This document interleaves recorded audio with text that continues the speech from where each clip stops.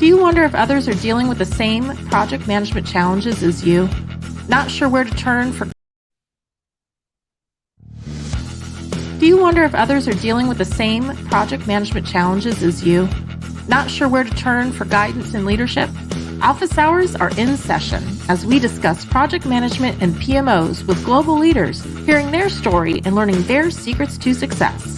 Our goal is to empower you and help you elevate your PMO and project management career to new heights. Welcome back to Project Management Office Hours with your host, PMO Joe. Welcome, everyone, to Project Management Office Hours. We're the #1 live project management radio show in the United States, broadcasting to you from the new Phoenix Business Radio X studios in Tempe, Arizona. I'm your host, PMO Joe, and for the next hour or so, we're going to be talking project management with our special guest who's in studio with me today. It's always great to have someone here with me in the studio. Before we jump into that conversation, just want to send out a couple of announcements. I had mentioned last week on the show that the PMO Leader Global Community Annual Conference is now accepting registrations. We just announced this week that our title sponsor is keyed in. We're very happy to have them as a global sponsor for us. We have Planisware, who is sponsoring the Americas region and the EMEA region. And we just signed on our Asia Pacific sponsor this morning, so we'll have that announcement coming out in the next day or two. So lots of great stuff. The conference, I think, is going to be a little bit unique. We're going to start over in Perth, Australia at 10 a.m. Perth time, and then be live for the next 17 hours, bringing you almost like a New Year's Eve celebration, right? We're going to, as we follow the sun across the world, we're going to be bringing you live content from, I think, every continent in the world except Antarctica. So if there's anybody in Antarctica listening and you want to present, it would be awesome to be able to have you join us as well. So you'll be able to go out to our website, get your registration in. I have that here shown on screen. Registration is free. Thanks to our sponsors. They've covered the cost of the conference. So it's free for everybody to go out there and join us. Also want to mention that these shows are recorded and you can use them as a podcast to help you obtain your PDUs. So this is show 110, I believe. So that's a lot of PDUs. So take advantage of that, not just for the PDUs, of course, but we've had some amazing guests on over the past 5 years with lots of great experiences and knowledge that they've shared with the audience. So take a listen and collect those PDUs as well while you're doing it. We are live radio, as I mentioned, but we're also streaming right now on LinkedIn, Facebook, and YouTube. So really, there's no excuse to not be able to join us other than maybe you've got a busy schedule, because most project management professionals do. But we've got access to wherever you need it. So with that, if you're listening in today, drop a comment out there. Let us know where you're joining from. It's always fun to be able to see where our different listeners are coming in from. And that's it for announcements. Welcome, Milan. Welcome to the show. Thanks, Joe. It's really appreciate being here. Yeah, it's great to have you here. And you've got quite the interesting story. And before we jump into that, I guess if you can just take a minute or two and introduce yourself to the listener so they can know a little bit more about who you are. Sure. So, yeah, my name is Milan Dordevic, or actually it's pronounced Dordevic. So, yeah, I'm almost 15 years in the project management industry. I was on various project leadership positions, and I was involved in implementation of the project management in various companies, PMOs, or transformation, implementing the change, and so on. Mostly focused on high-tech companies in Europe or internationally, and now here. I'm director of product development at Proctorio, Scottsdale-based company, which is in the EdTech industry. And yeah, I'm fortunate that I have opportunity to be in person here with you in the studio. Fantastic. And thank you so much for joining us. We've connected on the phone, had some conversations, and you have quite the interesting background. For those, you can obviously hear an accent there. What's the origin story, right? How did you end up here in Phoenix? Yes, I'm originally from Europe, from Serbia. And yeah, I started my career there live. And 3 years ago, I moved with my family to Arizona. So we were, I don't know, a couple of years, maybe 5 years ago, we came here to discover opportunity for growth, for, I don't know, better life living. We did pretty much everything that we can in Europe, which was really nice for us. I was really accomplished in the project management area, working for the biggest IT companies there, leading enormous projects and implementing PMOs, in example, in BMW and so on. But I saw that I can continue my career and life here. And definitely I selected Arizona because there is no snow. There's no snow, but it is hot, right? It is hot, but yeah, I can deal with that easier than with snow. So you can jump in a pool or, I don't know, chill it. You don't have to shovel sunshine, Yeah, exactly. right? Exactly. Yeah. So when I hear Serbia, I don't necessarily think project management hotbed, but that's probably my own ignorance because I've never been there. What is project management like in Serbia, maybe to compare and contrast to what you've seen here in the States? Yeah, so there is definitely a difference. So even though project management is quite, I don't know, implemented as a discipline and or as a role profession in Serbia, maybe in the recent years, when I started my career, I wasn't, as majority of the people, accidental project manager. Mm-hmm. So I started on my college as I wanted to be software developer. So I enrolled to college to be software developer. But on the second year, I discovered some courses and subjects related to management, especially project management, where I discovered myself. So after that, I completely focused on that area, and I did my emphasis in project management on bachelor, master's, MBA, and everything else. So pretty much living the life of the project management. Yeah, that's interesting.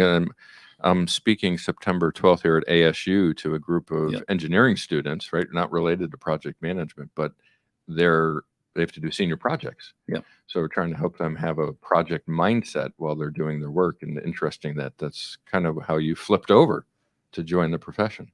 Yeah, exactly. So yeah, it was interesting back then in Serbia when I tried, or was one of the, I wouldn't say pioneers, but one of the first one who definitely want to change and improve the project management discipline and area in the country. And I had the issues with, getting the information, knowledge from the local sources. So the first source was a PMI chapter in Serbia, which currently have, back then was, only 100 people. Mm. But we were talking earlier before the show started, and now you're helping plug them into the project management, or I don't know the official name of it, but the exchange program, right? Yep, exactly. Can you share a little bit about that and that conversation? Yeah, so since 2012, I was involved as a part of the PMI Serbia chapter. But when I moved to Arizona, I joined to PMI Phoenix chapter. Mm-hmm. So this year, I became one of the board directors of the PMI Phoenix chapter. So officially today, voting started. So so whoever is listening to this one, vote for me and Derek as well. Yeah. So we can take those roles officially. So yeah, Phoenix chapter is a large chapter, huge chapter. I think it's unbrushed diamond, and you are doing the awesome job for project management for Arizona and globally. So definitely your involvement in chapter and all around the project management here is huge. And I wanted to do the same. So I did in Serbia, I did in various companies, and I said, okay, I cannot wait. I cannot sit and someone doing that job. I want to influence and I want to make an impact in the project management. So if no one else want to do it, or if they can, I can help them definitely. And I want to commit to that, and I want to jump and do as much as I can.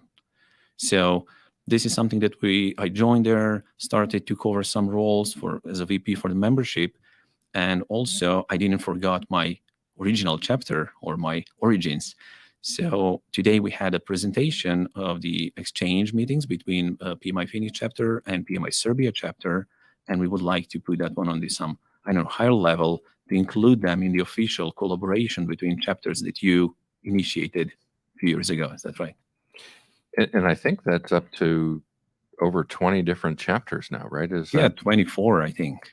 That's amazing. And this is, great for this world we live in, just remove politics, because our profession's about delivering strategic initiatives, right? Exactly. So yeah, definitely we need to remove all the boundaries that currently exist or that someone else put on us. So especially during Corona or COVID period, we learned that we can overcome that we can connect and be virtually with everyone. I don't know, from the world.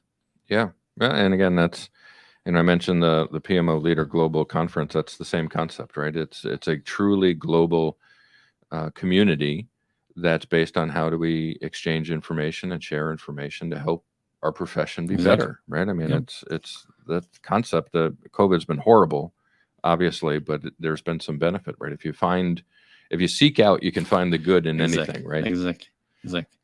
Yeah, I think I'm happy that currently that we have PMO Leader and the platform and all the community around that now is providing all the benefits, help, and support to all project managers or whoever is starting career right now. But I didn't have something like that 10 years or 15 years, 20 years ago.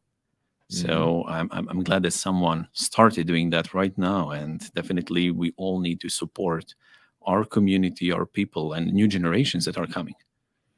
Yeah, because I'm part of that generation that's going, right? I've got, I'm the one with all the gray in the beard. It's now, how do we prepare that generation after me to be able to have that tools to be successful? So again, leaders like yourself who are stepping up locally like you did in your time in Serbia, and now here in Phoenix to be leaders, I think it's a message to that next generation of, if you want it, go get it. Go right? get Go it. grab Definitely. it. Yeah. Don't wait. Make a change. If you want to see the change, make the change. I like that. You'd mentioned Mercedes-Benz, and we had some guests on about a month or so ago that were talking about BMW. BMW. What did I say? Mercedes. Oh no, BMW. Sorry But about Mercedes that. was involved in the project, so Yeah. they were part of the project as well. No, yes, BMW. My mistake. I mean, they were talking about less large scale framework that they'd put in. Were you involved in that as well, or what was your participation there? Yeah, definitely. I was involved. So I was hired to the company called TT Tech from Austria to completely implement the project management approach, because BMW faced with really nice thing in that moment. They discovered that their competition is not Mercedes, it's not Volkswagen, it's not Audi or some other company. They discovered their competition are high-tech companies. IT companies like Google, Apple. They will create new autonomous cars, electric cars, like Tesla is doing. So they said, okay, we need to change approach. We need to change way of working. We need to interrupt the industry. Automotive industry is one of the oldest that never changed. For hundreds of years, they're working in the same way. And they said, okay, we want to switch to less large-scale Scrum, which is really popular in Europe. Here in the US, more is safe, is more popular. So yeah, they said, okay, Scrum is really good, but Scrum you can implement on a single team or a small number of teams. We need something on a larger base. So definitely safe, less can help us. And they directly approach us and less community. So we did a lot of training, certifications, and everything else, and implemented less on a large scale. So we had the consortium of the couple of companies, and I was leading 300 software engineers there. The total number was almost 2,000 people. Wow. So, this is something we hadn't talked about previously, but I'm following your career path now. You start in Serbia in university for development, switch over to project management, get involved in the local chapter. And some years later, how long was it before you did that at BMW? I would say 10.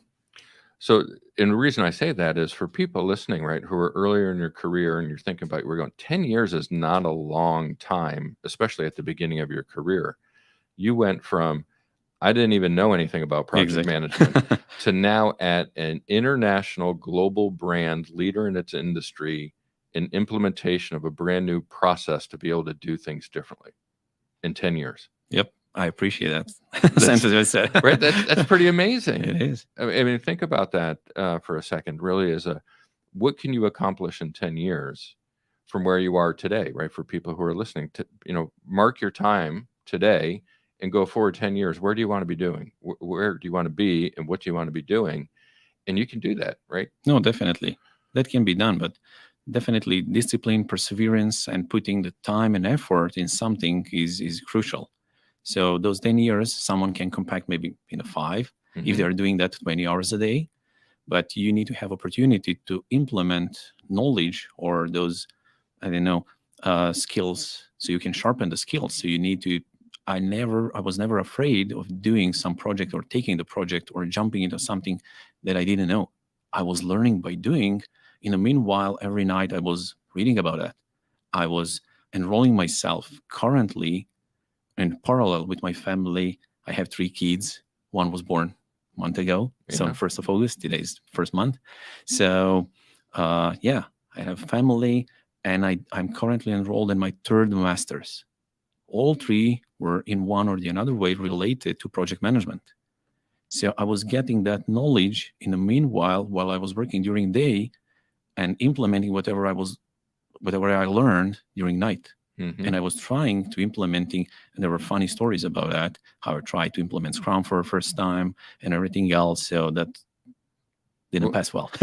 Well, no, hey, let's hear the story. The reason we want to hear it is because people can learn from your experiences, right? Yep. And the key thing I want to point out, right, just as prior guests, right, talking with Marissa Silva, Karsten Lay, Amira Amazahari, they all talked about taking a chance, right? They all moved to different countries. They all were willing to follow something that they weren't sure about, but they just wanted to go for it. And you've done the same thing. Same.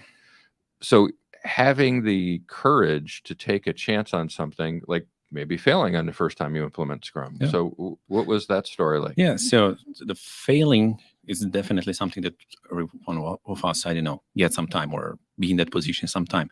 But if you learn from failing and change the way how you are doing that next time, will put you on the right track. That will move you so you can make a progress. I'm completely about making progress, and I'm not stopping. So I'm constantly in that, I don't know, high speed and trying to change, to implement something, because I know that will lead in some good direction.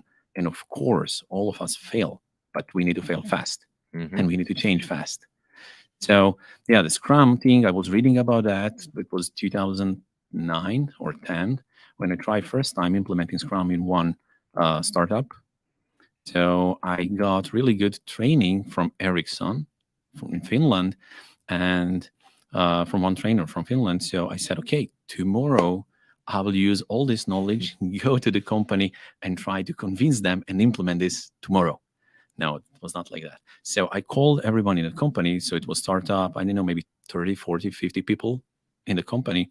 And I called CEOs because that was mentioned there. Oh, you need to get buy-in from the CEO level, C-level, and everyone else. So they need to see it here. And I said, okay, guys, I have something to tell you today. We will start implementation of Scrum. And they said, what's that? So nobody heard about that. So it was still unknown. So there was, I don't know, a couple of books about that. That was 12 years ago. So, and I said, but okay, explain us. And I did really nice presentation, PowerPoint and so on. And I said, okay, I don't know a story about chicken and egg, chicken and pig. So how one will be committed, the other one will be. So I explained like that. And I said, okay, there are stakeholders, CEOs. So there are chickens, and we who are involved in the project, we are pigs.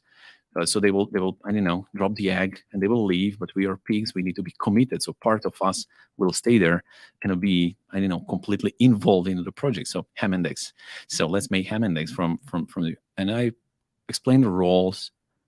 And then in the half of the meeting, CEO said, this is bullshit. So let's stop this one. We will never implement this one. Oh boy. So that's it. So, and he, I don't know, say, you cannot mention this anymore. You're done. Don't mention me some hippie stories or something like that. So it's not, they need to deliver, and that's it. So move that away.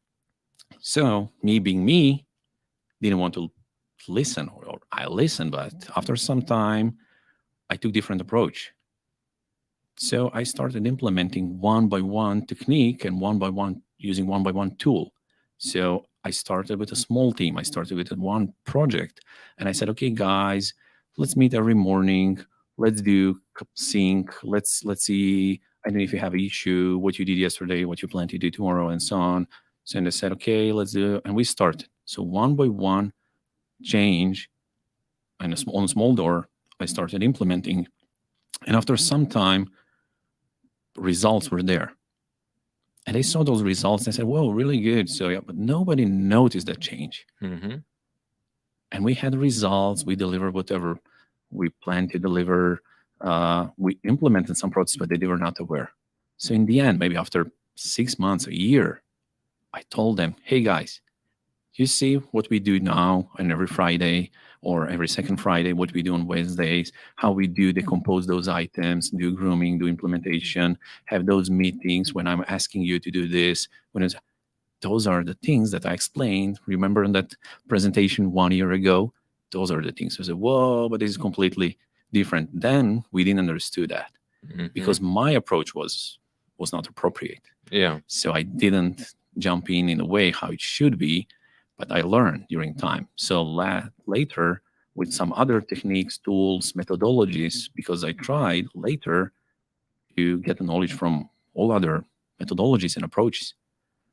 So, yeah, I think all of them are really good, and all you need to have a knowledge. So, but make approach from a different side. Yeah, you touched on something I'm pretty passionate about. You had talked about in startup community, failing fast is kind of this mindset, and I think they've got it wrong, right? Because when you fail, it means it's over, it's done, it didn't work. You can move on to something else, right?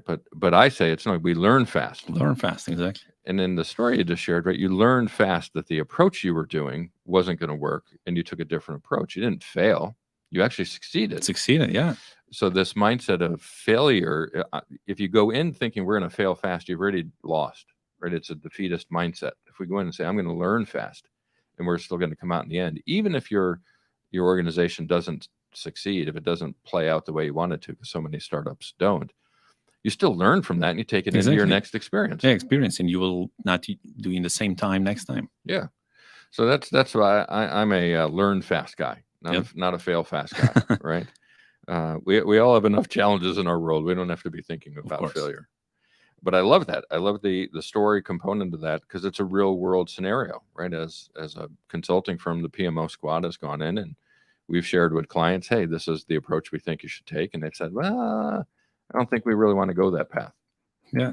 And then you have to adjust, or you have to learn how to be able to accommodate what your client wants because you're not going to force something. Exactly. Yeah. So I think the biggest mistake that, people or organization do, they read about some methodology, they read about some approach, or they hear that one company succeeded because they did it in that way and they want to do the same. Mm-hmm. Like, I don't know, so there is one person who succeed, he was doing it the same way and you want to do the same. No, but you are in a different industry. You have different product. Your story is different. You need to take all those things into consideration and apply it to your organization, company approach. So you cannot implement. There are probably, chances that you will succeed, but there are plenty of approaches, plenty of methodologies, frameworks, and you can select one of them, or you can make even better custom one. Mm-hmm. Select the best from all of them and apply to your organization. Make a custom fit. Yeah, that's, I think, what the good move PMI's made recently with the latest PMBOK is to get out of the practice of how we're going to do this and now the principles of how we should do that, right? It allows for that customization to really say, there's a beginning, there's a middle, there's an end, and how do we do that? What fits for your company? And let's work on that, right? I think we've been preaching that for a decade, so finally PMI caught up with our mindset. Yeah, finally they did. But that's good. So they're changing and they're learning. So you've been over here in the States, I think you said 5 years now? 3 years. So what's different about project management here compared to what you experienced in Europe? Yeah, so here is diversification, definitely exists here, and project management is in pretty much every industry.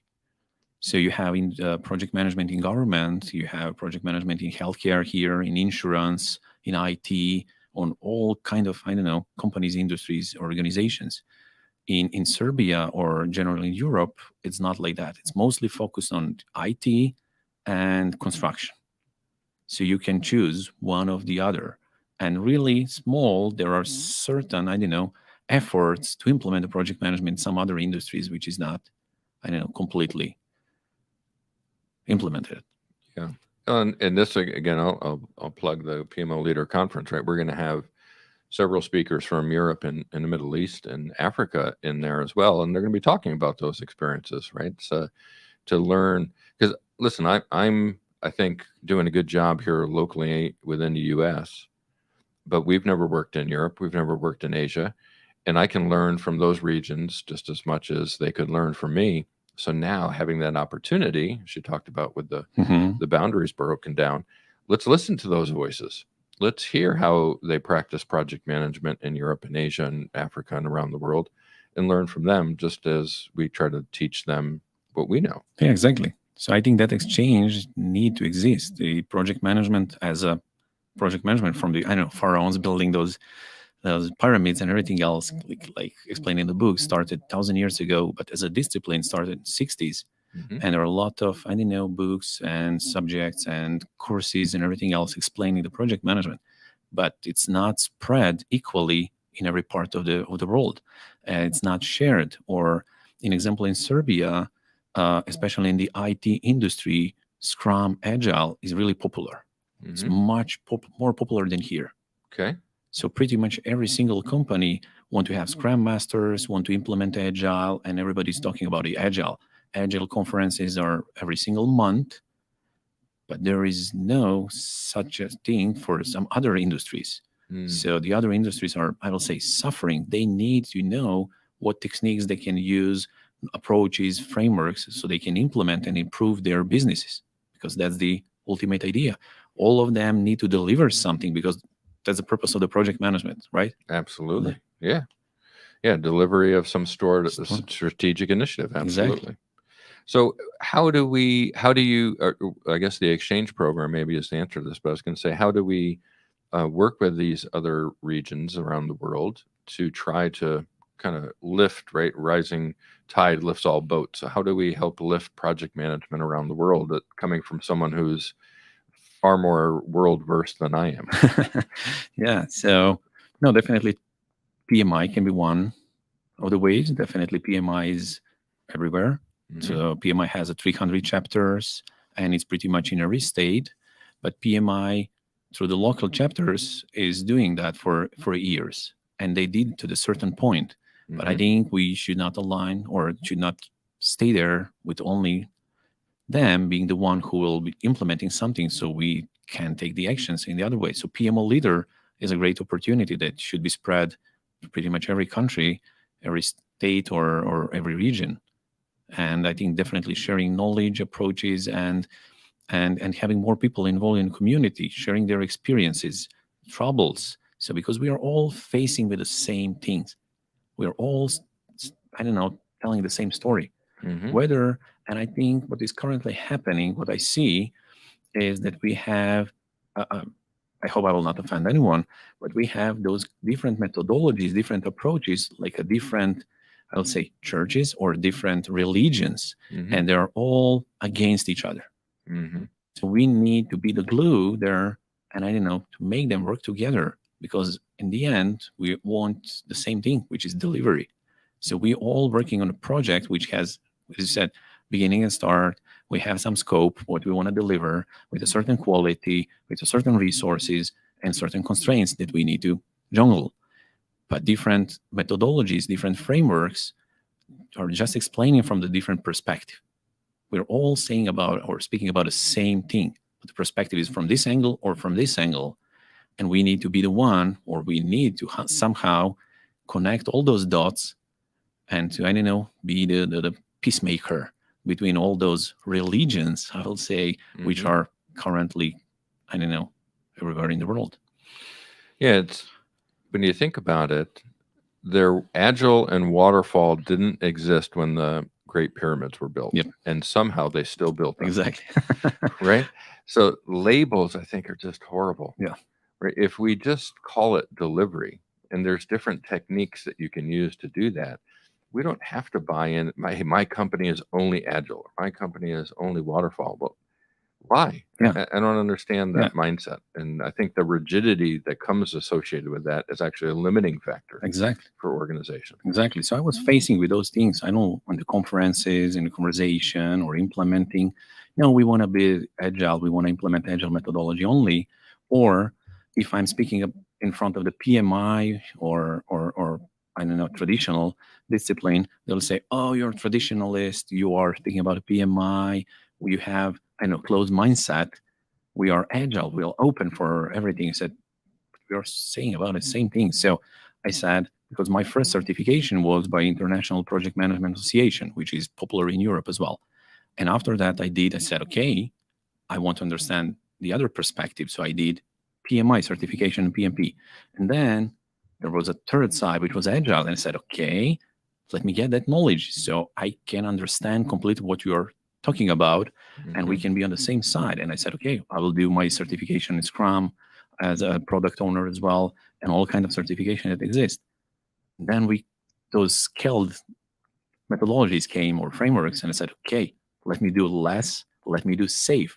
So I got all certifications so I can speak with those people, so I can convince them that they're all good. And we can take the best parts from all of them and implement and make a custom framework which will get the best result for the company.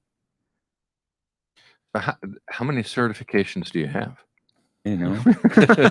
8, 10, something like that. Wow, that's awesome. And again, I'm one of those older school guys, right, that got my PMP and helped me understand the value of a consistent approach to delivery, and then found what works for me to deliver, right? So I've never gone out and got any additional certifications, not because I don't participate in those frameworks or methodologies, but just because it's I don't know, I just haven't had time for it, I guess, which is a horrible answer, because when I interview people and they give me that answer, I say, that's a horrible answer. You should have time for it.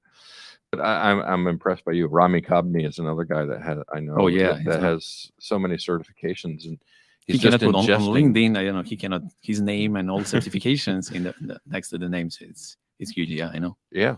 So what if we compare and contrast them? Not the details of them, but how they've influenced your career and what you've taken from them to put into practice. Is there any sort of connection that you can make through your certifications and utilization of that within your work career itself? Yeah, so I was fortunate that I started with a PMP and with a PMI, because it gave me the broad, information, and it was, that exam was, horrible. So it was terrifying. So the other certification later just added additional knowledge, the foundation that I got through the PMP certification. So all of them just helped me to understand better the thing that I already learned through the PMP. So all of them definitely got me, additional benefits, knowledge, and helped me to understand the changes, because we saw that PMI was not changing for years, and they had that approach, which was the same from 70s, even though environment changed a lot. So that make the opportunity for some other approaches and some other organizations with the opportunity to say, okay, we need to do something, we need to change. So this is the way. So we had Scrum, Agile, that came from, I will say, software industry. Original PMI came from, military industry or civil engineering. We was focused mostly on that. But now we have implementation of all those frameworks and approaches to various industries.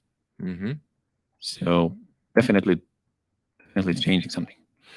Yeah, and we have an interesting webinar series out on the PMO leader. Michael O'Connor was the host for that, and it was certifications around the world. And he went and interviewed some of the leaders from the different associations that provide those global certifications. And what you realize is they all come from the same spot, right? They're all good-hearted, trying to make the world better for project managers, but they have their own approach. So certainly encourage everyone to go out and check out those definitely shows and learn a little bit more about those different bodies. Yeah, as you said. So all those, we cannot call them methodologies. They're not all the methodologies. Some of them are just approaches, tools, techniques, frameworks.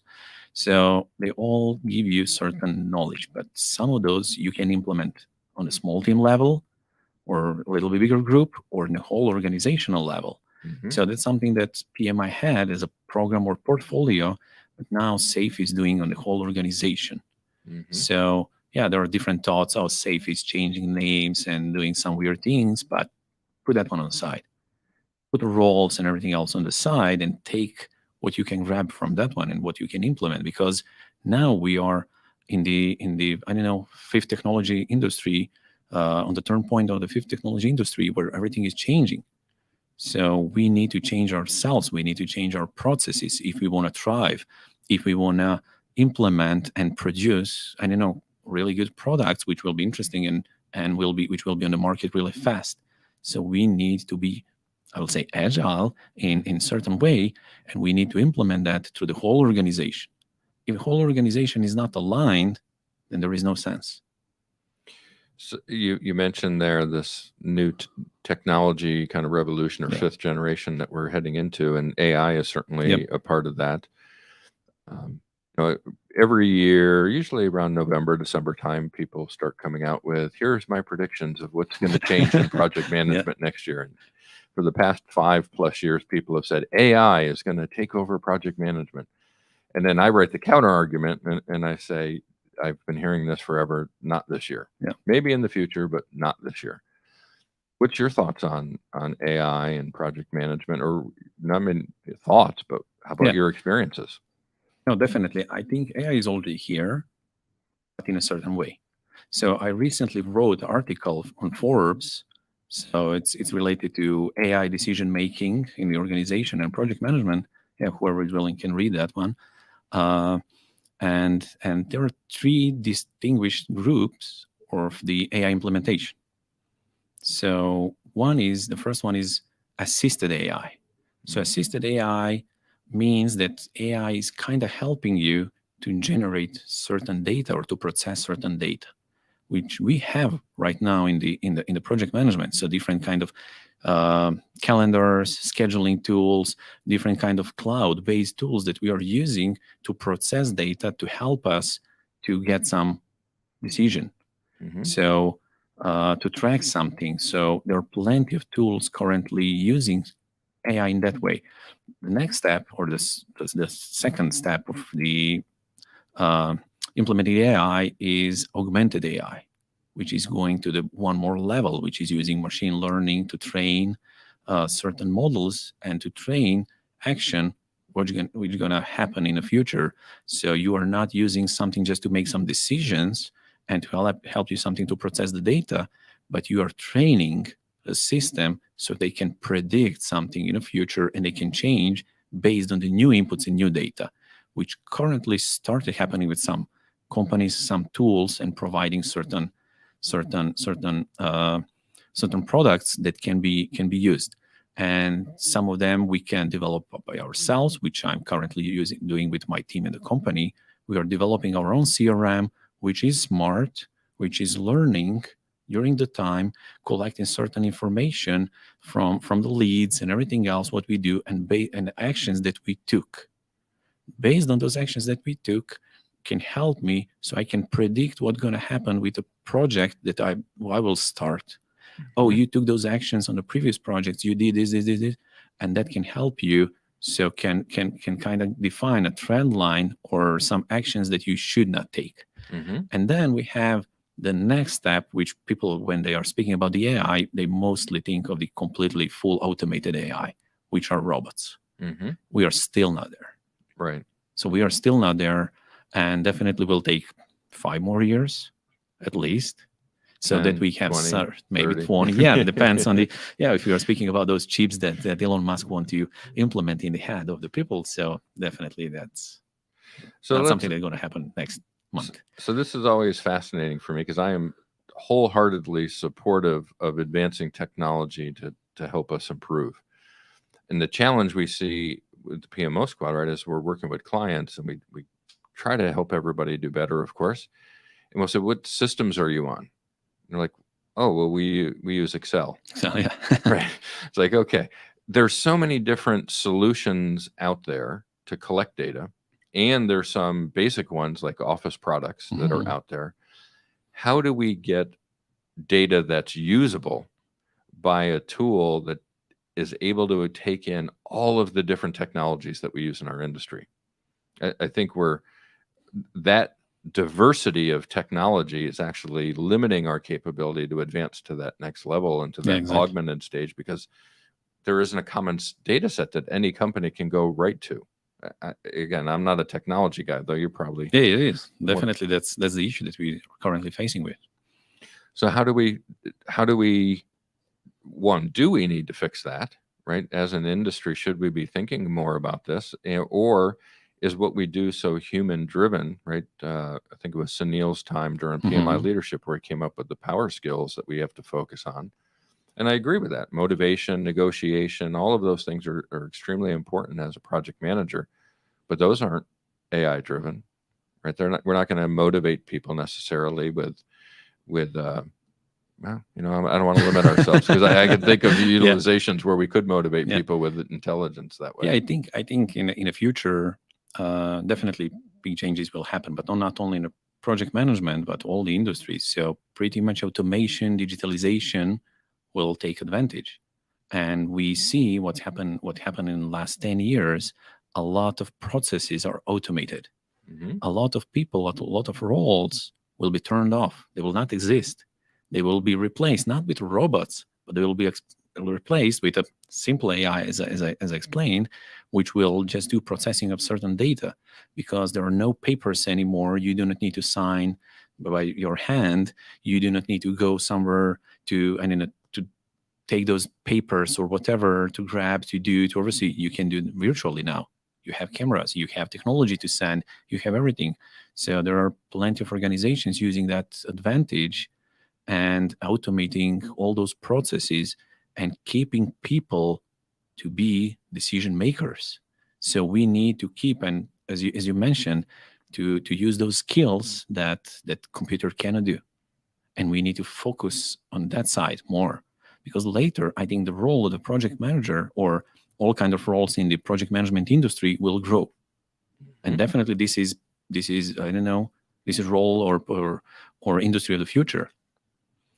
Because we will be the one who will be guiding and driving technology. We'll be the one who will be driving changes in the organizations, and the ones who will be driving the processes and implementing that to the ultimate product or delivery. We'll be using people to help us and people to make decisions which are pre-processed and collected digitally with the computers and machines. Yeah, it's an interesting dynamic, right? Because to your point, project managers are on the lead of all of these new implementations. And then the question is, how do we consume what we're leading, right? Because by definition, each project is unique. So if it's unique, how do we use machine learning and other intelligence to be able to come up with answers? And I think that's the key, right? Exactly. How do we do that? Because there's still common threads through unique projects, right? You still build schedules, you still use status reports, you still find risks and issues. And going back and having automation and intelligence and machine learning evaluate those could be helpful. So definitely, and we'll remove, biases. Will be remove mistake or issues that people can make. So I don't forget something, to overcome something, or not to think something. So the program is defined to pre-process that one, but people are the ones who are defining that program. That will not be some robots which will be on the side and they do whatever they want. No, we are not there. So those are still movies, or maybe in the future, maybe not. Yeah, I think probably the biggest challenge with this is organizational acceptance of project management as a whole, right? It's not that we within the industry, I think, will absorb and learn from this, and it will come. But organizations need to be willing to invest in those tools. And right now they struggle to invest in project management to begin with. So definitely, they not only need to invest in the tools, and they need to invest in the people. So, and I think PMO as a center of excellence in the company should be the one who should force that change. Well, I agree with that, but the challenge is going to be getting the organization to just accept a PMO to do that. And some companies have. I mean, this isn't a a truly global issue, but certainly I think there's fewer companies who have embraced the PMO the right way than those that haven't. But those good stories need to be explained, to be shared, and all companies need to hear about those and to know, whoa, they implemented PMO because the PMO is the center point of the project management, of the excellence, of the governance, and everything else that can be, helpful for the organization, can support company goals, and can support all changes and everything in the company. I'm speaking later this month down at the PMI Alamo chapter in Texas. And I'm going to be speaking, as I mentioned, at ASU, and I'm going to be talking about the language of project management. Not because we in the project management industry need to understand our language, right? We all speak fluent project management. But organizations don't. And when we bring these concepts to them, they speak operations language. Exactly. And it's like learning a brand new language to them. And we have to be the stewards of language teachers as much as we are as process providers and project leaders. How do we teach the person sitting in marketing the language of project management so they can understand it and not run away from it? Because what we don't understand, we usually back away from. Exactly. So I think we've got an interesting next 5+ years in our industry to see how we evolve with this new machine learning and technology and AI and all that. Yeah, definitely. When you mention the marketing or some other departments in the organization, I think that PMO will not be a single unit in the future. Will not be one office which is there to help you if you need help, and that you will knock on the door and say, oh, I need some charts, reports, templates, or something like that. No, PMO will be spread through the organization. PMO will consist of all members in the organization that can drive change, that can change their department. So we'll be in a marketing department, we'll be in operation department, we'll be in a sales department. So all those that want to implement something, because they're all kind of managing their own projects. Even marketing team has a project, build a website, put all those press releases, put those blogs, drive, some campaigns, marketing campaigns. From their perspective, that's a project. So in the beginning, I was against that. No, wait. That's not a project. You're not project manager, but they are, and they need what they need. They need support from the project management industry, from the people who are skilled in project management, to help them to transfer those skills to them, because they are becoming the marketing project managers, healthcare project managers, and everything else. So they have a huge technical knowledge, which needs to be upgraded with the skills of the project management, so they can apply to their own projects. And I think that that's definitely in the way that all this industry will go. Well, I think a challenge to that is going to be, again, labels. Yeah. Right. Because the PMO comes with a perceived connotation, right? It's what it is.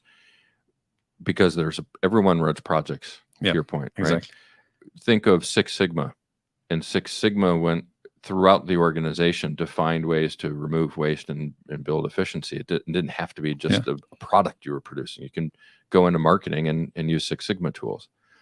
But it wasn't called the Six Sigma office, right? It was a tool that you would use, right? Or a set of tools, right? That you would use to be able to do that. Project management office is now coming in with this 50 years of established mindset of you're an office that people do. People see there and they're full-time doing that one. Right. So that's where again, PMO Squad, we've changed it. We said, no, the PMO is purpose, measure, optimize. Yeah.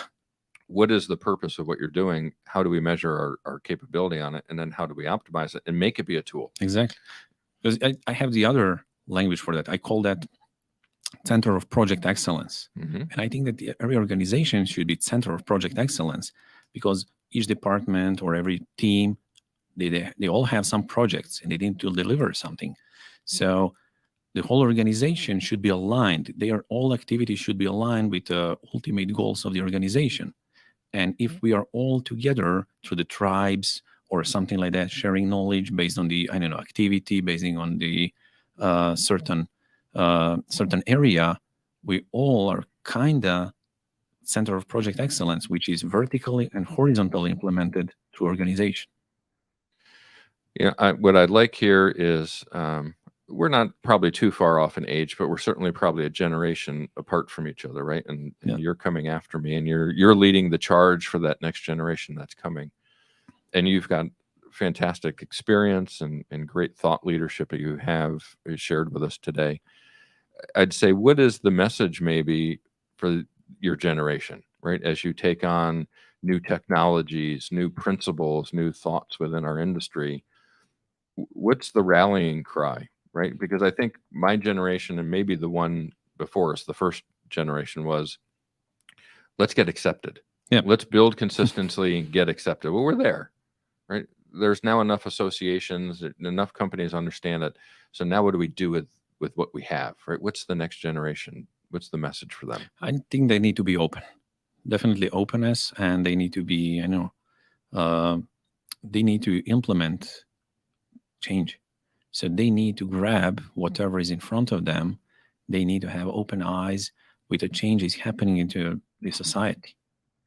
So the changes that are happening with the industry, the technology. So if we are not aligned with our surrounding, we cannot progress. We're always stuck. So we should not be in the position where we're stuck. Because if we're stuck, you will not progress and you will not go anywhere. So new generations definitely need to be in the position where they need to see in the future what's going to happen in the next 5-10 years and to align their actions based on that. And definitely education, knowledge, and being involved in community, society, and with other people that can transfer your knowledge is definitely something that I don't advise to anyone. Mm-hmm.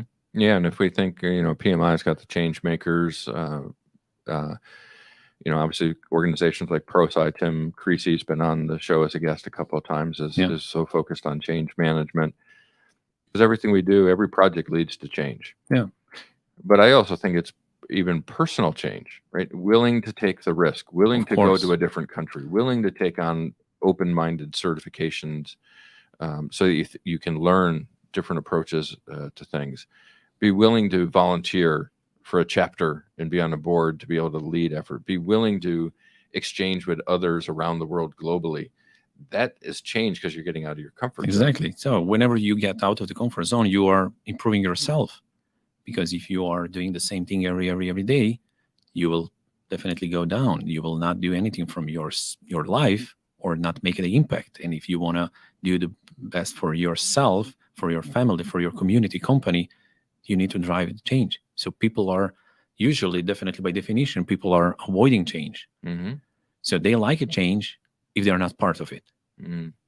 Yeah. But we learn through the history, through the society, that change is happening, whether you like it or not. It's inevitable. Inevitable, exactly. So you need to be aligned with it, and sometimes to try to see the change that is coming.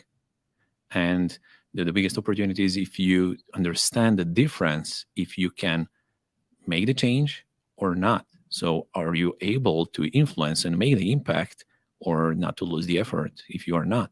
But also to see the opportunity where you are able to change and how you can do it. Yeah, I love it. I just took a peek here at the clock, and we're kind of up on time. Yeah. I mean, conversations always go so fast. So last kind of question for you is just to tee up for you is there anything coming up that folks should be aware of that you're involved in? How can people get in touch with you? Last thoughts you have for the audience as they're listening?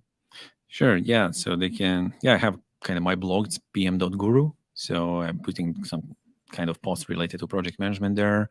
I'm also writing the articles for Forbes. I'm part of Forbes Technology Council. And we'll be involved in ASCU event. So PMI Phoenix, you as well, Mm-hmm. some of the sponsors and, Yeah. and supporting that event. Also, I will be on PMI Global Summit in December in Las Vegas. So I would like to meet with all people who are willing or have a time there. Yeah, that's right. I should mention that as well. I'll be there as well, which would be great.